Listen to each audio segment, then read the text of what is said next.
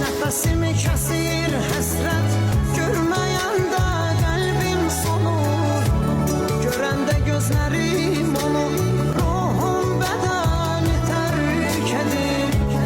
Qovuşmaq çox imkansızdır, aramızda dağlar dayanır. Rəbbim yetirsə də ölüm, son dəfə gözlərim görür.